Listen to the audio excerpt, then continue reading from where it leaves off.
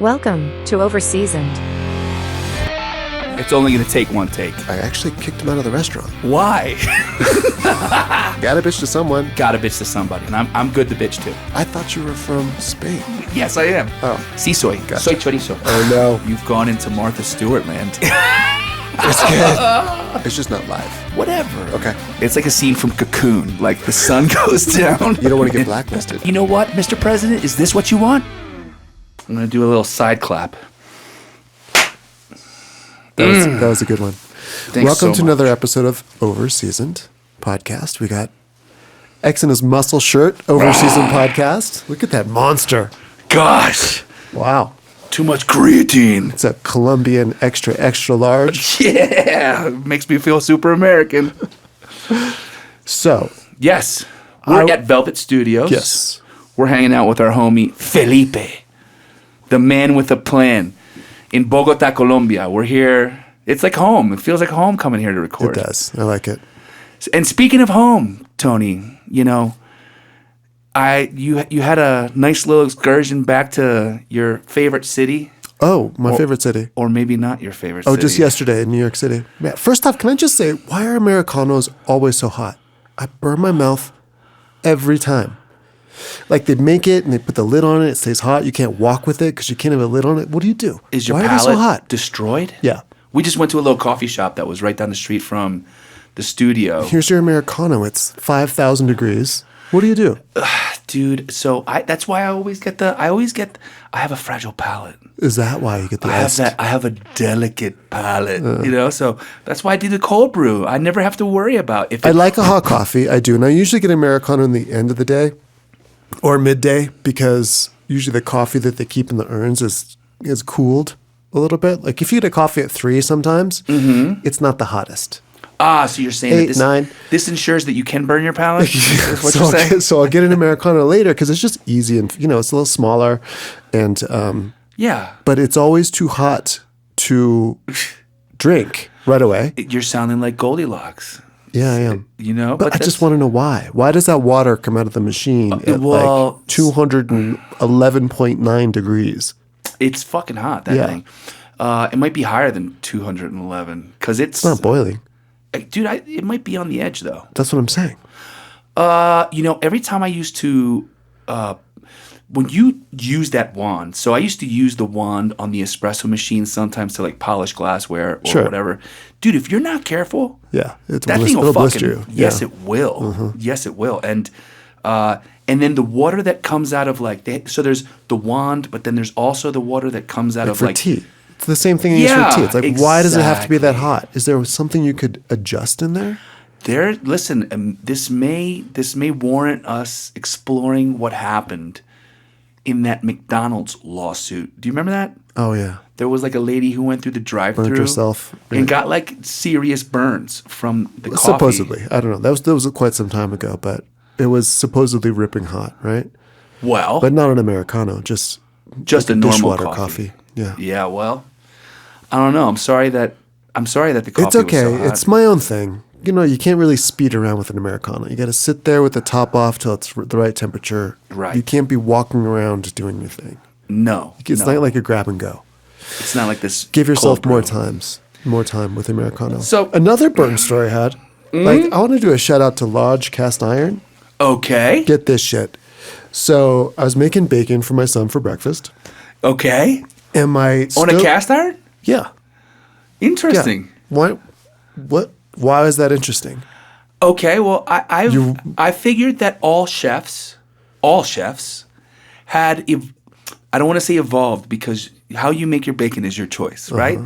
But I thought that all chefs were into like the like roasting over a grate so that the fat drips and it's like you know what I mean? Roasting over like in the oven. In the oven. Look, if you're gonna do like if you need to do sheet pans full of bacon, yeah, I could see that. But still, you don't really do it over.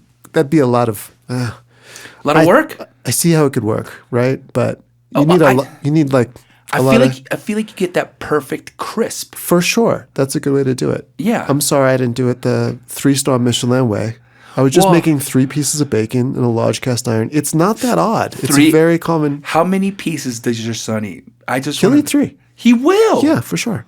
What a good boy. So I was cooking 3 pieces. And I can't believe you wouldn't make 4. So Pops could I'd do 3 a day. you do 3 a day, and he eats all 3, and you Yeah. don't even. How do you have the discipline and the strength not to want to eat a piece of Oh, said well, bacon? just later. Okay, so you. But So this is not what I'm talking about. I just I made wanted. bacon. It could have been anything. Okay, no, it couldn't have because And bacon. it's not that odd to cook bacon in a can. It's very, No, I agree. It's like- I agree. you're pigeonholing me into like, No, you want. I listen, like need to pull out the parchment paper to like line the pan with and a sill pat all of a sudden. You know. Come on. These are your standards, not mine. So I'm cooking 3 pieces of bacon on the stovetop. All Okay. right? Is this cool? Is No, that what that was? absolutely. All right. In a cast iron, nice big thick one. Ooh, nice. Okay. Cook the bacon. So, when you're getting ready in the morning and you have that small child and you're running around, my stovetop has this cool little thing where you can just like click it over to like super simmer, Oh, like a really soft. like a really low heat. Like Okay. clicked it over there. So it's just kind of doing its thing, getting very crispy, Ooh. I get it really crisp because once he like choked on a piece of bacon Oh my goodness. years ago, so now it has to be really crispy. He has like nightmares about it. So I did that, pulled the bacon out, running around, brushing teeth, doing the whole thing, leave for the day. Yeah. Got back and it's wintertime. Did you forget the bacon? Did not forget the bacon, but it's wintertime, right? So it's dark at 4:30. Yeah. Yeah. Get back in, get in the house after picking him up at like 5:30, and I see this little blue light. No. Right. I'd left the burner on the entire day, No. and everything was fine. Oh, that's good. The perfectly clarified fat in that pan. Okay. Yeah, nice. I was. Oh, don't you want to shout out the actual stove top though? Because I feel like that Yeah, has what brand is that? I have a very small. It's like a kitchenette, really. I have like a 3 2 burner. burner? Okay, 3 It's a burners. 3 burner, like just stovetop, and then Okay. a little kind of toaster oven plus oven. But yeah, I was, I said a few Happy? prayers. Very happy. Yeah, that your insurance adjuster didn't. Yeah. Actually, let's make sure that the insurance adjuster doesn't hear this one. A very nicely way to season a pan, though. That thing is just ready, Perfect now. non-stick as you can get. Ooh, that sounds so good. It probably smelled incredible that night Yeah. throughout the house as bacon penetrated every orifice of your still house. I'm still a little bit Wound up, like still a little bit wound up. Did you, over it. Up about a week and a half wake ago. up this morning like, oh, is this still? You know what's so funny, Tony? I used to go every evening once the restaurant was quiet and it was the last dish guy, and yeah, I was gonna say, the last person from Dish Pit had left, and tips are counted and split up, and you sent your nightly reports out. The last thing I did before I left any restaurant I was closing, just as a matter of habit, was ensuring that all the pilots were lit. And I often wondered if that even made a difference. You know what I mean? Like, does it matter? Well, it's certainly gas coming in. Depending on the oven, some will turn off. They have a gas shut off there. If the thermal regulator isn't hot enough to keep the gas flowing, it'll shut off the gas. Oh, I see. So there's a little thing in there where you have to heat it up to a certain temperature for the gas to still be flowing. Within the professional stove. Yeah, so it's if the pilot goes out, it'll shut off the gas. Oh, So interesting. sometimes you'd have to heat that up till it's really? burning so that it could so the gas would flow through and turn on. I think that's fairly common. Interesting. Yeah. Well, so we're going to go back to home, right? Because there was a moment in time where I had always, I had always felt a little bit like I'd missed out in life on having not spent really that much time in New York City. But that's pretty much, I feel like New York is your home, even more than any other Yeah. place on earth, right? That was, Yeah. New York City was your formative years. It was a couple decades, no? Of time that you spent. At least, bouncing around here or there, but for sure. And you had a homecoming yesterday, right? And it sounds to me like We went to take the maybe- kid to a Rockettes show at You Radio did? City. I didn't go, but Good for you. I'm sure that was. I don't know how much it was, but it was kind of one of those wildly expensive things where it's like not that I need to experience it, but Yeah. it was just kind of who's going to take him. So Okay. Yeah, I'm sure. Well, did it feel nice that you didn't have to sit there? Because I think of Rockettes. I'm sure they're super talented. I know they're great, like dancers and choreographers I'm sure it was and like stuff. sure there was. I heard about it afterwards, of course, but it was quite the production. There was camels, Camels. Yeah. and like buses. It was quite the production. Okay. But it was like 9 a.m. And That sounds like the wrong time for a show for me. It's great for a child. You know what I mean? Right. Okay. So they can do it. So you guys plan an outing, and part of it is the Rockettes.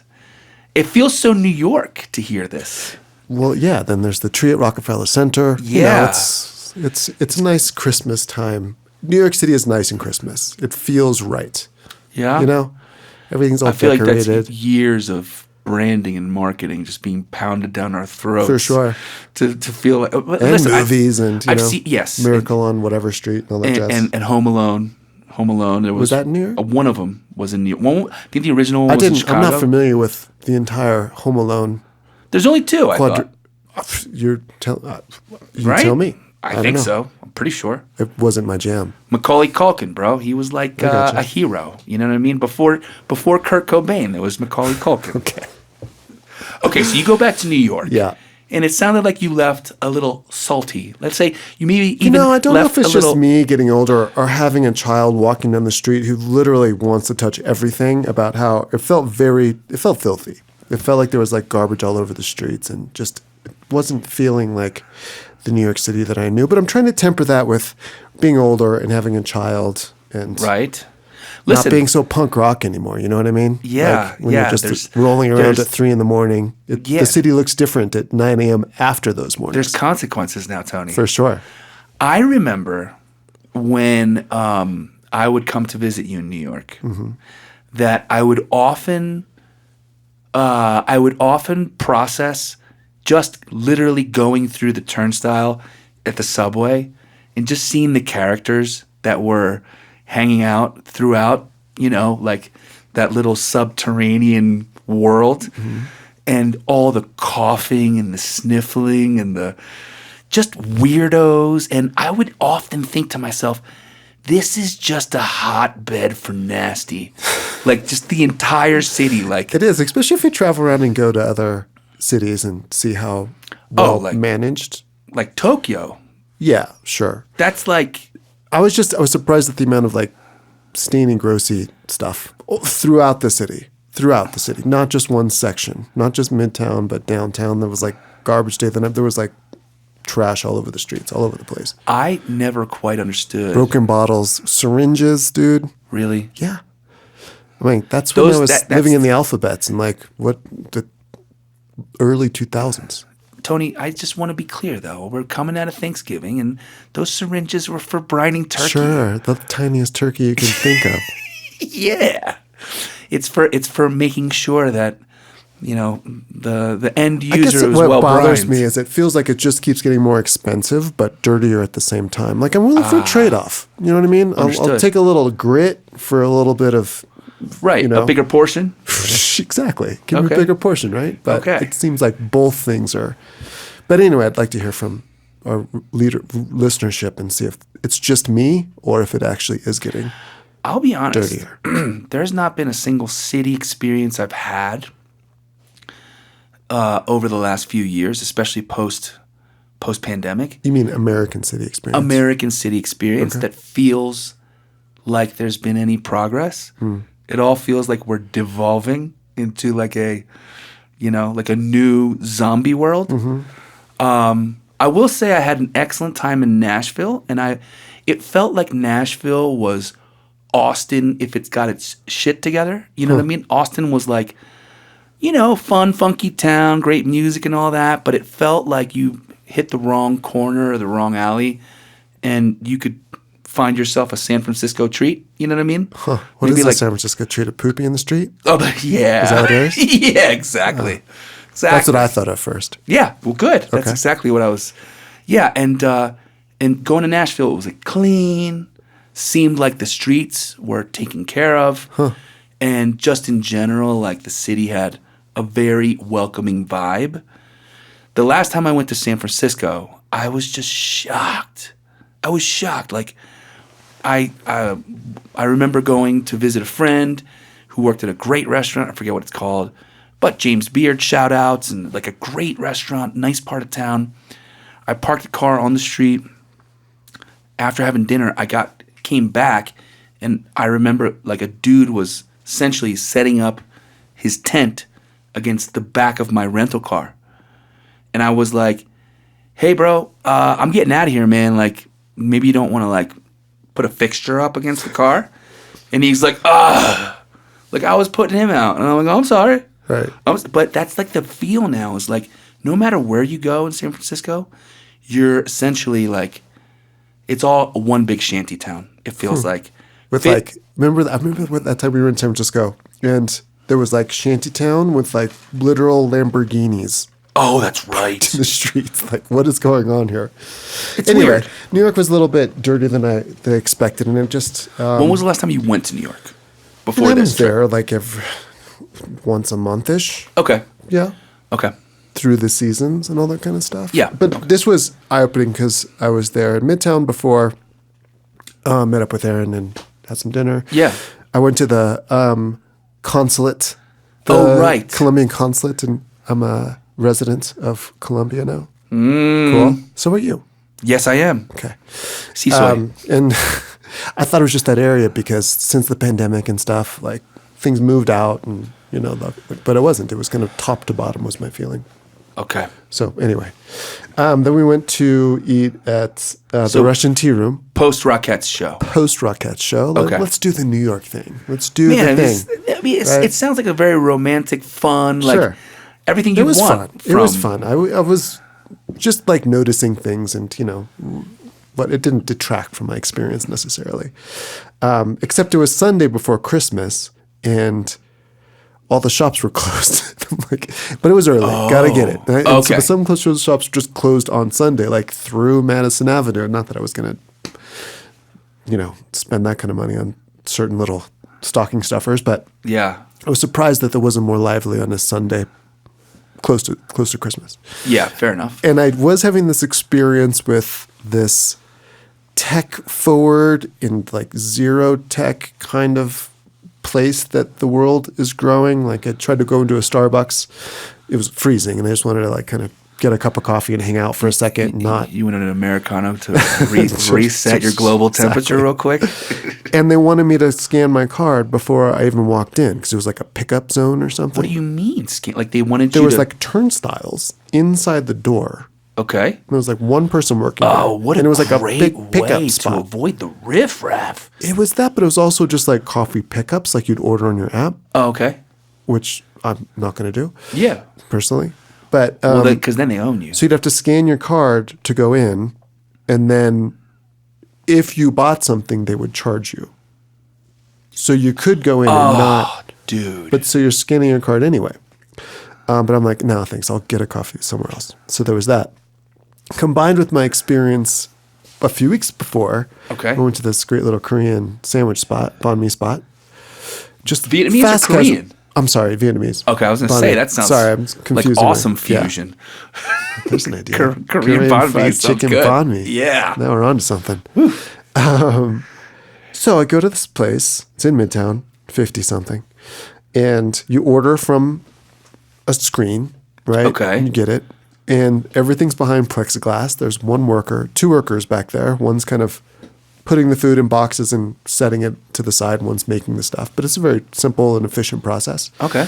And the screen's like, you know, we got to talk about at some point, perhaps not for this podcast, but Yeah. collect some information about this like auto tipping. Like 20, 25, or 30% on Yeah. a banh mi for zero service. Yes. Zero. Literally, it comes out, they just push it out to the side through this little opening in the plexiglass. and like call your number, and that's the service. And is it like, it sounds very fully lined in plexiglass, just like shoved it out and like no interaction. What you're describing to me sounds like the experience you'd have, for example, in like a high security bank. Right. Like thick plexiglass around and like not even eye contact. Right. Not even eye contact. Not even like, hey, thanks for coming in. Like nothing like that. And this has been very pervasive to see this kind of tipping. I've never really taken to it. Like you pay cash at a cafe, no one ever asks you. But when you're forced to go, there's no cash option, which is another thing on the bone I have to pick. Like you cannot pay cash. It doesn't exist. That's your cheat code, is to actually use cash. Use cash. No one ever asks you for a tip. And I will tip, right, if it's a place that I go to often. Tip for what? But it's like you can tip 75 cents on a $3.25 coffee. And that should be still good more than 20%. no doubt.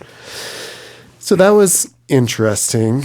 But that was before. But then I had this coffee experience this time. And so I stopped back by a Beyond coffee shop, which was right around the corner from Oriole, which is where I used to work on 61st between Park and Madison. Okay. Super old school, takes cash only. That's all they do. So you had two completely different experiences. Within a few blocks. Okay. Literally within the same, I don't even have to ask which walk. one you enjoyed better. Well, I did, and I'm thinking, I don't have a problem with both, right? Because the amount of people who I heard come after me at Beyond coffee shop, which is the old school spot, did not have cash, just peeled out. Went in, didn't have cash, peeled out. See you later. So two different groups of four, so 8 people within the 30 minutes I was there left because they did not have cash. Interesting. To buy some coffees and muffins. Yeah, right? I'm not a big cash guy, but go ahead. They are. And for whatever reason, for me, it's a little bit like carry cash, use cash. You're paying the credit card companies 3% on top of everything. Yep. Right? But that doesn't kind of get folded into the mental calculation you do when you're paying with your card all the time. When I use the card, I use a debit card. I don't use a credit card, generally speaking. Let me ask you a question. Ask. Specific to this Do it. whole cash thing. I think part of the reason that I've just given up on cash is my disdain for change. One, because it is disgusting. I feel like change, like just a bunch of rolling quarters and nickels, is like where COVID comes from. I love change. You do? I keep a little jar and I put change in it every day. And then I put it in the bank and, have an account that I just use for change. Okay. It's a couple $1,000 after a few years. I know, but it feels like... It's just like a little mental game I play with myself. With all that has happened to our current currency, our fiat setup... Getting into it now. It just...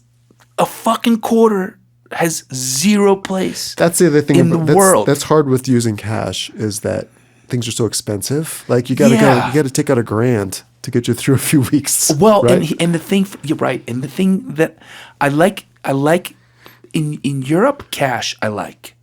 Because at least... Oh, here we go. Mr. Old School Spaniard when he's in Spain. Dude, it's just that they have Euro coins.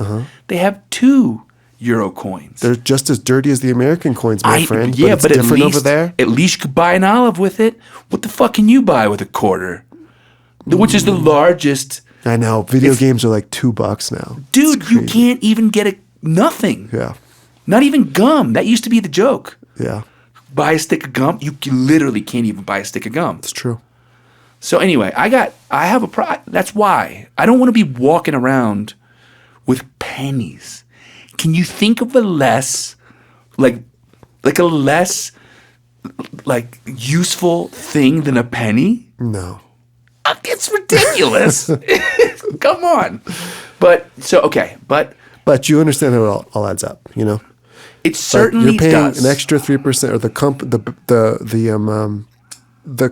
The merchant. The merchant is paying an extra 3-ish%. Sure. Right? So you are paying an extra 3% for those goods just because, and I don't agree with that. Or I agree with it, but I don't want to subscribe to it. It'd be really cool, I believe, for there'd be some rounded A lot of places now, I think I know where you're going with this. Sorry to cut you No, off. go ahead. Go ahead. A lot of places now, if you do use cash, there's a 3% discount. No, Right? well, I like that. That's cool. But I was just thinking too, it'd be cool if there was like a flat cash menu, you know, like with tax and with everything. This is $3 flat. I will agree with you because sometimes you get that cup of coffee. We'll use that one. That's sometimes it's $2.75, sometimes it's $5.20, whatever. Yeah. There's a range there, but when you get the one that's $4.07, it's like, come on. Yes. Make that $4. It's just Correct. a math, right? Yeah. It's just a math. It's just one single math. Just do the math. Yeah. Make it easy. Well, so speaking of easy, you also had a nice little restaurant experience. No? Oh, yeah. So we went to the Russian tea room and we were just kind of like into it. Let's do the New York thing, right? Real quick. Yes. Questions about this because I've always felt like the Russian tea room it's an iconic place, Sure. no? Yeah. Okay, so the Russian I'd tea never room. been there before, but Oh, you haven't? No. Okay, so I it's know not it like closed and changed hands. You know, I have like pre-pandemic mind and post-pandemic mind. Yeah. I know that it had gone through something like a remodel several years ago and stuff, but I'd never been. it went from it was like a USSR version of the Russian tea room, and then it became like the. It was nice. The decor is nice. There was lots of art on the walls and How big is the place? semaphores everywhere. You know, I remember thinking just from news stories and stuff that it sat like hundreds of people, and I think it was a few floors. I didn't see the other floors. Okay. They were directing people upstairs if they were just there for like the tea service. It was a very kind of plaza-esque. I've Ladies never- who lunch kind of going Yes. for tea and sandwiches and stuff. Okay, because I was going to ask you that next. I've never experienced like a tea thing. That's funny. It seems like you'd be into the tea thing. I think like that's a guy who wants the the finger sandwiches and the tea No. with your muscle shirt and No. your puffer jacket. No. Yeah. You know what sounds less appealing than a cucumber sandwich? Like a cream cheese sandwich. That's That's basically what it is. disgusting. It's not disgusting, but it's not. I mean, that, the only you thing know. cool about it To me, is it's that they look old-fashioned nice things. Yeah. and they cut the crust off. But who wants to sit around and eat what you could otherwise have? A lot of ladies in New York once a year, that's what they do. They get dressed up with their, daughters and they go out to tea. That's what they do. I mean, It's like a tradition. listen, I'm not saying that. It's just what? It's not for you. It doesn't have to be for you. It's Don't not rain for on me. their parade. I'm not raining on anyone's parade. Well, let's say I think that the Russian team room is making bank on those little. Well, okay. Cucumber sandwiches. So it's certainly the new owners or whoever it changed. I don't know any of that. I don't know any Don't of that. quote us. Yeah, don't quote us at all. Okay, so what kind of things can you order? So how are you seated? What is like the setup? What? Give It's me like a feel. banquettes along the walls. Okay. Does it Right. feel like a hotel? It's not a hotel. But does it have that feeling like plush and It has that yeah, pillows and sure. Very comfortable, large banquettes. Okay. Without chairs on the other side, right? So you're sitting kind of all next to each other. Oh, okay. You know what I mean? Okay, yeah. But large tables. large tables that are kind of boothy. Like a 3-sided table. Okay. Does that make sense? Like Ru- the booths yeah, along the walls sure. don't have people all around them. Yeah, I totally. It feels get that. very old-fashioned in that way. I like that though. Yeah. Like Seems where couples cozy. would sit next to each other. Yes. Instead of across from each And other. you can both look out at what's happening within the dining room. Exactly. Okay. Exactly. And the menu was a brunch menu, of course, so it wasn't like the full thing. And What do you mean a brunch menu? Of course. Well, it was like 11 o'clock on Sunday. So Oh, it's a brunch. okay. I course. I didn't know if that meant that all tea rooms are just brunch restaurants. You know, I guess I expected, no, but I don't know. I've never been to a. I expected it's a brunch. That's where, if anything, I would think it's a brunch place, if anything. What's very. So I thought it'd be a little bit more over the top, brunch wise. Okay. But it wasn't. Okay, so they didn't have large cast iron skillet No, bacon. like Russian stuff. They had like that. What's that salmon wrapped in pastry? Kublieki, something like that. Would I'm gonna never butcher have this known stuff. that one. Okay. Never. It's a very classic dish with wild rice. What? Salmon cooked in I remember making it in culinary school, and that was the last time I ever saw it. I'm You'd surprised you we'd didn't order it. I almost did. Okay. I almost did. You'd make the whole side of salmon. It's almost like a Wellington. Wellington of salmon. Yeah, that's very similar. I never had put it together, Tony. What? that the Brits and the Russos, the Russians, maybe had some shared culinary aesthetics. Where are you coming with this? Because the tea sandwiches, to me, when I ever think of tea sandwiches or just the entire tea setup, I think of a British posh hotel. Huh. Right? Tea is very, very Russian. All right. Yeah. So Kublieski. It's somewhere in that neighborhood. Something. That's the same. But I didn't have that. I had a stroganoff dish. I've always been intrigued by stroganoff too. Mushrooms. Mushrooms are big in Russia. Okay. So I had the stroganoff dish. Tell me about stroganoff real quick. What's in there? Like mushrooms with the sour cream, that kind of thing. Noodles. Now, but is the sour cream dolloped on top and you do that? It was. It was a horseradish sour cream on top. And it was a beautiful short rib.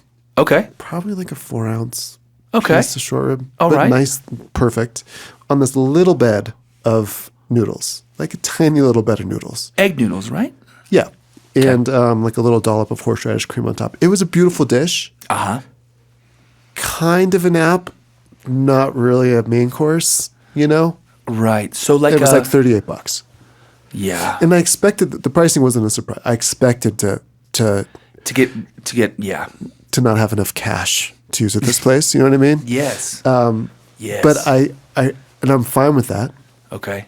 And we also had soft boiled eggs with little salmon caviar on top. They call it salmon caviar, not salmon roe. Okay. And when Russians say caviar, it could be salmon roe. Oh. In fact, it often is. What? Yeah. There is no difference. Is there a difference between caviar and roe? No, but they call it caviar. They call it red caviar. That way they can charge $5 more. Sure. Yeah. And it was like these eggs perfectly on these little stands with these like little dollops of like 3 eggs a piece. It felt like they were holding back when I feel like it could have been more expensive and just a little bit more exuberant. Oh, yeah. And it would have been fine. That's the problem with things like shoebox, like then you become so in tune with your food cost. Yeah. And you're like, no way. I think they're doing fine on food cost. This motherfucker's not getting an extra egg. It was good. It was felt like a little bit of a faded glory. You know what I mean? Yeah. What else was ordered at the table? Like the waiters are wearing kind of like jackets with tails, but with like dusty beat up Reeboks. That kind of a thing. Were they Russian? Any of them? Perhaps 1 or 2. Okay. But it was like we were in there at 11. I don't think the gears were really moving yet of the restaurant, So I want to talk a little bit about the type of menu there is. So, like, for example, if you're ordering these little sandwiches, right? Mm-hmm. But I didn't have that sandwich. That's just I don't even know if they had cucumber sandwiches. I just know they had I saw these trays going around. Those are cute. I like those. There we go. Yeah, those are cute. And so are the little sandwiches they put on them. I know. They're cute. The tea was fantastic. It was really good. My problem with the tea was good? Yeah. Are you a tea lover? No, not necessarily, but some kind of the fancy teas, they got a little something going on. Yeah. I like it. Are those the teas that like you put them in like a glass bowl and they bloom as they are steeping? Those are cool too. I like those. Yes, I like those. Those are neat. It's like the samovars, the big things they have with the hot water always in Russian. It's a very iconic Russian thing. What is it called? called? A samovar. No. It's like a big kettle. They're usually very ornate. Okay. That has like just a little spout. So they just drink tea all the time. Just hot that water. Sounds They kind of store hot cool. water in them. Yeah. Huh. They call it the same thing in like catering. You have like those samovars, but it's just like coffee in them. I've never heard that word before. Huh. And there's a whole lexicon of vocabulary that I've learned within this podcast. This is what I love about OverSeasoned, Tony. Is it? Is that I'm going to leave at least one episode a month with a whole brand new vocabulary. It's samovar. Sure. Honestly, I feel like that deserves, like a pet deserves that name. You know what I mean? Go for samovar. It. Go for it. Sounds like a very regal, like if you got a pet jaguar, call it samovar. Okay, so, but what else? What other kind of things would you expect to see in a menu? I'm sure you got a chance to like take a look, and I'm interested. Coquillettes, or like they do a lot of ground meat, little burger type things. I make them for my son a lot. He likes them. I use turkey, and I make turkey coquillettes. They're like a small burger, basically. So turkey Are you that averse to saying the word that all of us want to say out loud? What are you going to say? Baby burgers? They're kind of a baby burger, but they're a little bit of a different shape usually. I was going to say slider. Oh, yeah, it's kind of a slider. It's a slider. Okay. It's kind of a slider. But And the what is this? coquillettes. This is a Russian word, no? Yeah. Coquillettes. I don't think Something it sounds like like that, but something. I just made it down. I'll do that. I'll do onions, garlic, sweat that off Okay. with butter. Ooh, this sounds like a White Castle burger. Well, let's sorry. see if it's still a slider when we get to the end of this little recipe. So I'll sweat off onions and garlic. Okay. Pretty tender, right? Okay. Cause Translucent. Yeah. Then I'll put in something to fill it up. Usually I use like bulgur or something. I'll put in milk. Hold on. Sorry. Let me start. So I have the ground turkey. Okay. I'll take a bunch of dill, chop that into that, just to set that off to the side. I'm excited. Right? Dill, parsley if I have it, and even a little green onion, the green parts if I have it. Put that in there. Sweat off the onions in some butter, and garlic. Then put in some milk. Just bring that up to temperature a little bit. Then let it cool off. Oh. Then I'll put in like some ground bulgur wheat, and that'll soak up. You just put it in tablespoon by tablespoon because it'll really soak up a lot of the milk. The milk. Last time I used cornmeal, which worked well also. Interesting. He demolished them. This was one of his favorites. It might have been because of the cornmeal. Oh, wow. Cool that off. Mix that into the turkey, ground turkey. It could be ground chicken, ground turkey, whatever. Sure. Usually white meat? Yeah. Okay. Yeah. You could. I'm Russia's certain. a big place. I'm sure they have all kinds of different coquillettes. Maybe there's lamb ones or beef ones or without a doubt. Sure. Okay. Or like free press ones. Then I'll put an egg into it. It's like a little, meatloaf in a way. Yeah. And then I'll mix that. Hopefully, I have enough time to let that sit even overnight. Okay. And then I'll make it little patties and sear them off and cook them through. That is not what I was expecting. That's not a slider. No, it's not a slider. That is a. I've made some embellishments. I didn't look at a recipe. Okay. No, just kind of I'm going with it because the turkey is very loose. It doesn't have a lot of body when you're mixing it. It's really right. Yeah. It has a very It's hard to have it. It's soft. Yes, it's I understand. Soft. Yes. So that's why the egg and the cornmeal or the bulgur, kind of helps firm it up a little bit for when you're searing it off. And then I'll sear it off in a little more butter. It sounds delicious. They're great to just have in the fridge and just this goes on a pop bun. them in. No? Or no?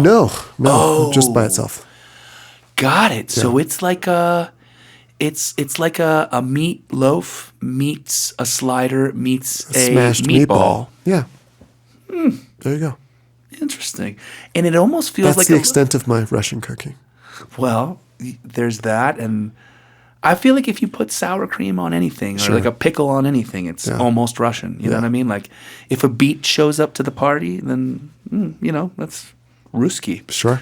I think.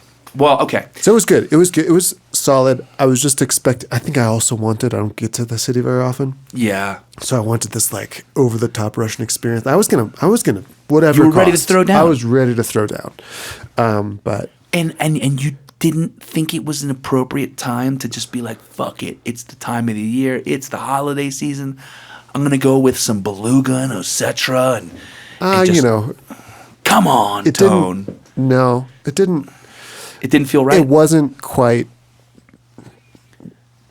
What am I trying to say? You hadn't had enough vodka. That's really. It wasn't really It seemed like it wasn't going to be a worthwhile, over the top experience. Okay. It was good. Don't get me wrong. It was great. It fit the vibe.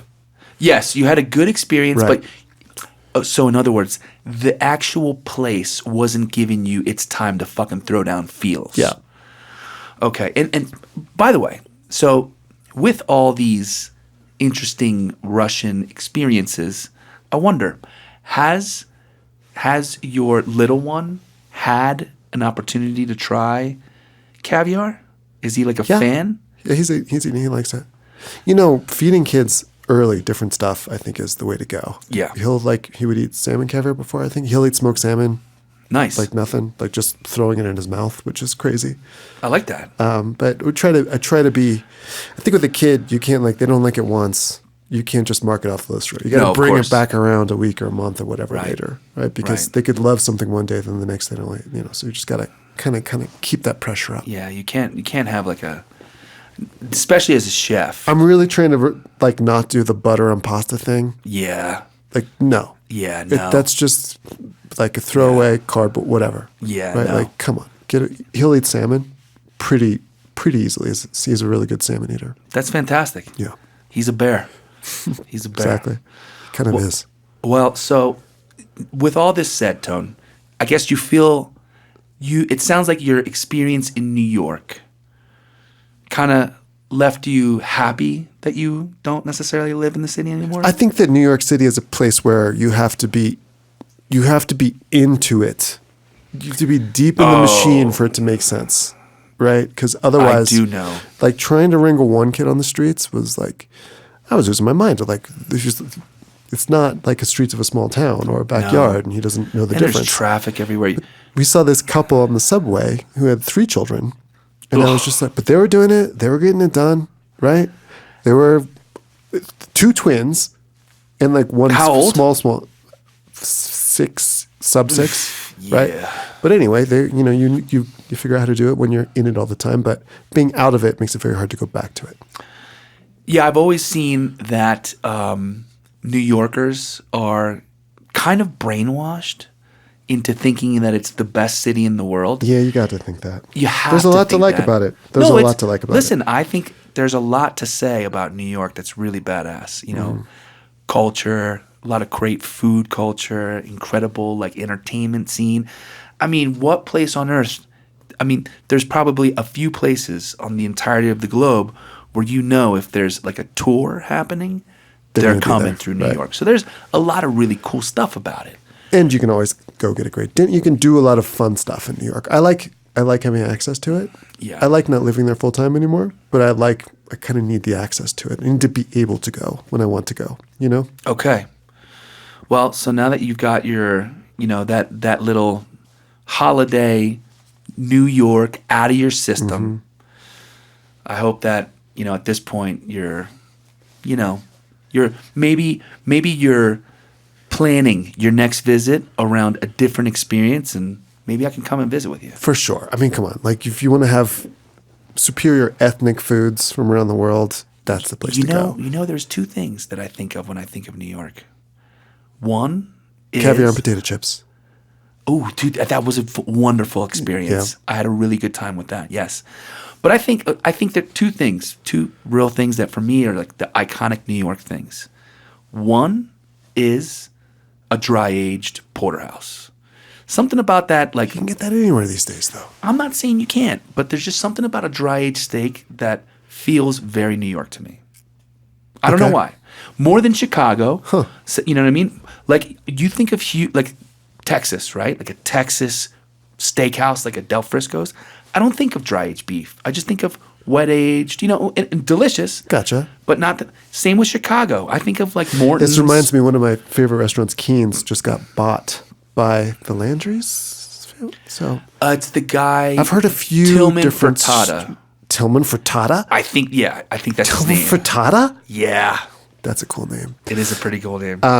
But he owns a ton of shit. But I've heard also this is rumor central now, but it wasn't that he bought the restaurant, but he bought the building. I don't know. I haven't kind of dug into what's going on there, but that's one of the places you hope remains around forever, Well, and then on that subject of around forever, there's also what's that super famous brisket Jewish deli place?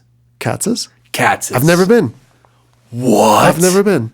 No. Tony. I've never been there. All right, I so used to listen. get tattoos around the corner, and we'd go to get knishes at a place next to it, Ross and Dutters. Oh, okay. And I'd always almost dip in, and it's just one of those things that never came up. Okay, and so I think then we need to, for the sake of research, our goal in 2025 in New York City is twofold. One is, I've been to Katz's, and I can Would you count. get corned beef? No, I think I got some stupid shit like a Puerto Rican kid would get with zero, Gotcha. access to what a true Jew should order. I should have gotten pastrami or like what's the not the Rachel, but what's that? What's the super famous sandwich with like the Oh, Thousand yeah, it's escaping me. Island and all that shit? The pastrami with thousand. What the fuck? Pastrami corned beef. It's the same cut. Pastrami and corned beef are the same cut with different Right. seasonings. One's pickled, right? Yeah. One's cured. or whatever.